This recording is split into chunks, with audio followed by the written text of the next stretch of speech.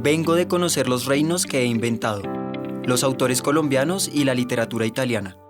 Un podcast del Istituto Italiano di Cultura.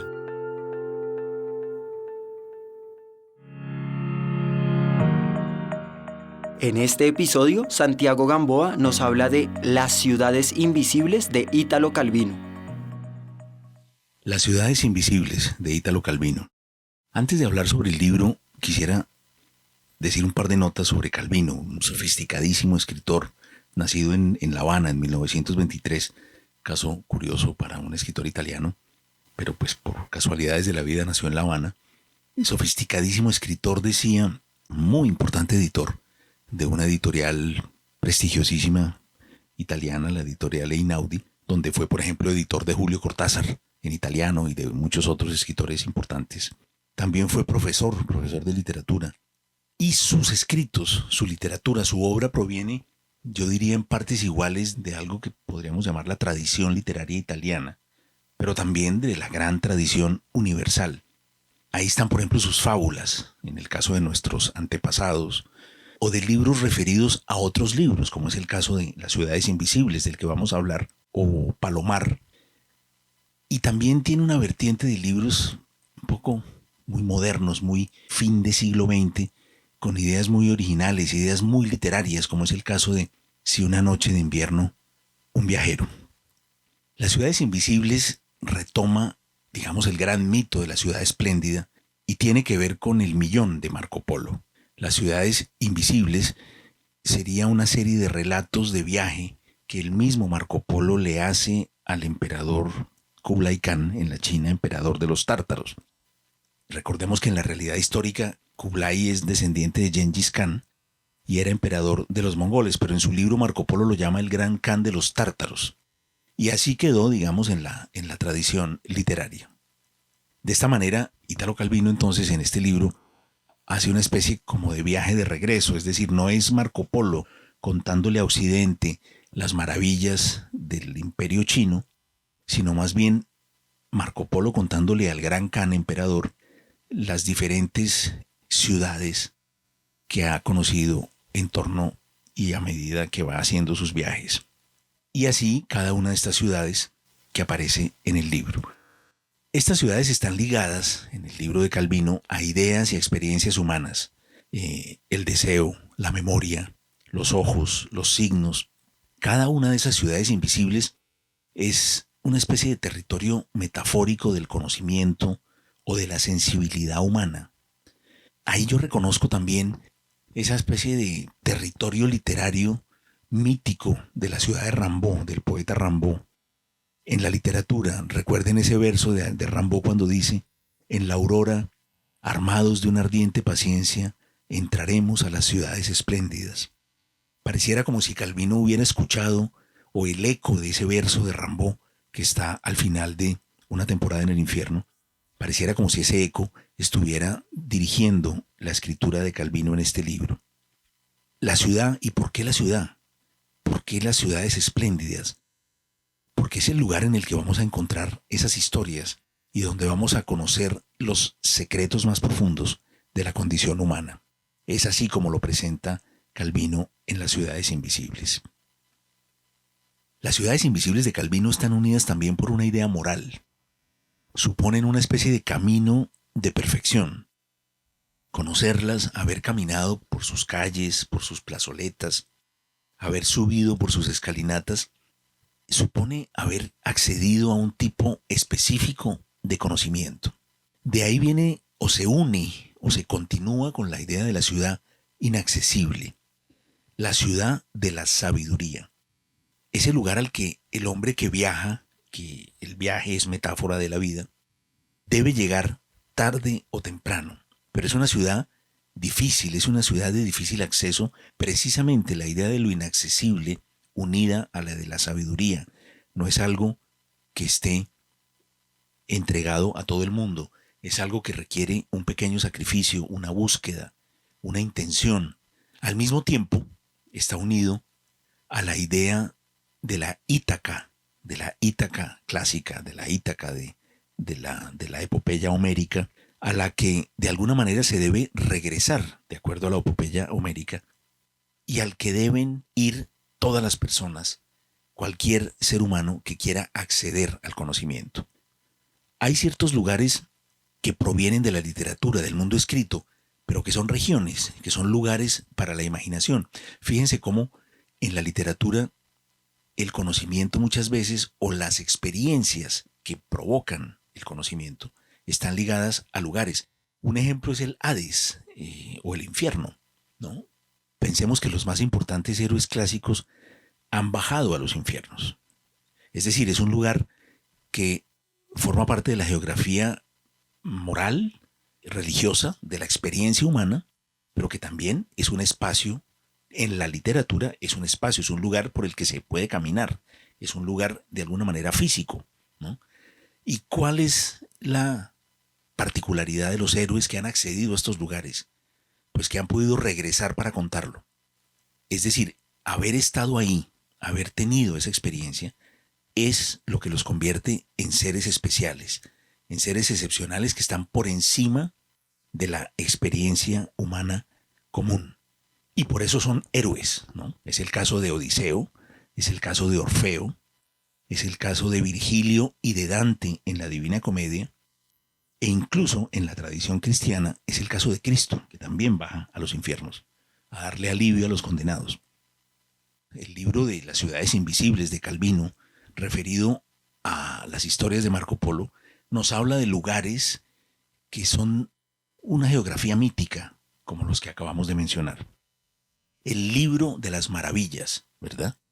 O sea, recordemos que El millón de Marco Polo es el libro de las maravillas, es decir, es un libro que le permitió además al continente europeo ser consciente de que existía otro lugar en el mundo donde había cosas diferentes, donde había cosas maravillosas que ellos no tenían, donde las dimensiones de lo maravilloso eran otras.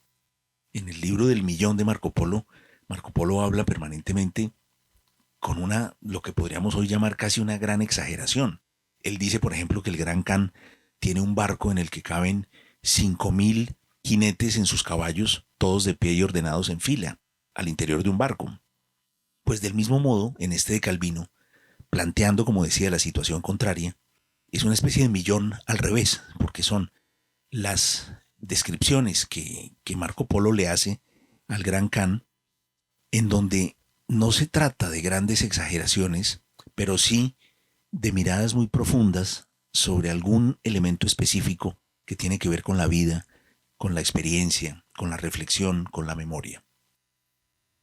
Hay un elemento común a todas estas ciudades invisibles de Calvino, y es que tienen nombre de mujer: Diotima, Dorotea, Isidora, Zaira, Tamara, Melania, Anastasia, Ercilia, y así. Esto parece referir a la antigüedad, digamos a la antigüedad clásica, ¿no? Viajeros, comerciantes, en su mayoría varones, que sentían el deseo de una ciudad del mismo modo en que deseaban la compañía de una mujer amada, porque el viaje del comerciante, el viaje del viajero en general, era un viaje en solitario. Y la travesía por montañas, por desiertos y valles, hacía que ese viajero anhelara y deseara la presencia de una ciudad, del mismo modo que anhelaba y deseaba la compañía de una mujer. En la ciudad, en esa ciudad deseada, hay alguien con quien soñar, alguien que los está esperando. La ciudad se convierte también en el rostro de alguien deseado y amado con quien se quiere, a donde se quiere llegar, ¿verdad? Porque la ciudad es también el lugar del encuentro, y no solamente de la mujer amada, sino también el encuentro con los desconocidos. Recordemos que la ciudad es el lugar de los encuentros mágicos también, en donde las personas son anónimas y en donde todo puede suceder precisamente en virtud de ese anonimato. En el caso de las ciudades de Calvino, de las ciudades invisibles, las personas que viven en esas ciudades son también como pequeños destellos, porque lo importante en esas narraciones no es tanto los habitantes, aunque de vez en cuando son mencionados, de esos lugares, sino lo que el viajero que llega a esa ciudad obtiene por estar en ella, obtiene por haber caminado por sus calles, plazoletas y escalinatas. Por eso una de las características es precisamente la arquitectura fantástica. Esto está muy presente en las ciudades invisibles, ¿no? Se habla de torres metálicas que brillan con el sol, se habla de cúpulas majestuosas, de grandes avenidas anchas, de escalinatas infinitas. Esto sugiere también la idea como de un escenario que el viajero debe descifrar para poder acceder al conocimiento que esa ciudad esconde. El recorrido a cierta hora y con cierta luz determina lo que el viajero encontrará en muchas de estas ciudades. Es un poco la ciudad laberinto también entonces, ¿verdad? Como si hubiera que descifrar un laberinto para poder acceder a ese conocimiento que está al final. Hay otras ciudades, como el caso de la ciudad de Sora, que son aún más invisibles porque ya no existen. Es decir, son ciudades de la memoria. Quien ha estado en ellas las lleva por dentro y sus figuras son parecidas, dice Calvino, a las notas de una pieza musical. Dice Marco Polo en su narración escrita por Calvino: inútilmente me dispuse a viajar hacia ella para visitarla, dice. Pero Sora se deshizo y desapareció porque la tierra la olvidó. Es decir, están también aquellas ciudades que ya no existen, pero que siguen siendo como una especie de mitología para una persona, para un individuo o para una sociedad, como es el caso de la Atlántida, como los griegos hablaban de la lejana Samos, es decir, de antiguas ciudades que están en la memoria colectiva, pero que ya no existen en la geografía y en la realidad. Ese también es una de las posibles ciudades invisibles. Y esto también nos une con la idea moral del viajero como peregrino. Es decir, el viajero se transforma en peregrino al llegar a las ciudades invisibles. Cada una de las ciudades visitadas esconde como una especie de fragmento de virtud o de conocimiento que hará mejor al viajero. Y por eso debe ir hacia ella. Recordemos que una de las características de la peregrinación es precisamente el camino de perfección, ¿verdad? También en otras ciudades lo que las define es el modo de llegar a ellas, como es el caso de una ciudad invisible llamada Despina, a la que solo se puede llegar de dos maneras, o por mar o en camello. Esta ciudad, dice Calvino, es más moderna. El que llega por tierra ve a lo lejos las puntas de los rascacielos, dice, las antenas de los radares. Y cuando se llega por mar, la ciudad entera parece un camello, dice Calvino, por la forma de las montañas que la enmarcan, es decir, con las bubas del camello. Y esa ciudad está entonces entre las montañas y el desierto. También hay ciudades que nacen de los sueños, todavía más invisibles. Es el caso de Zobeide. Un grupo de hombres de países diferentes soñaron con una mujer que corría desnuda, de espaldas, bajo la luz de la luna, una imagen como futurista, y esto en una ciudad desconocida. Entonces Marco Polo cuenta al emperador que ese grupo de personas que tuvieron ese sueño, la de una mujer corriendo desnuda de espaldas bajo la luz de la luna en una ciudad desconocida, se encontraron de repente todos juntos, buscando la ciudad. Y al darse cuenta de que no la encontraban, decidieron crear la ciudad en el punto en el que se habían encontrado. Nunca más volvieron a ver a la mujer desnuda corriendo bajo la luna, pero se quedaron con la ciudad que todos soñaron y en la que esa, digamos, imagen futurista ocurría. Pero voy a leer unas palabras que el propio Calvino leyó en una conferencia sobre este libro, en donde nos habla sobre cómo fue concebido las ciudades invisibles.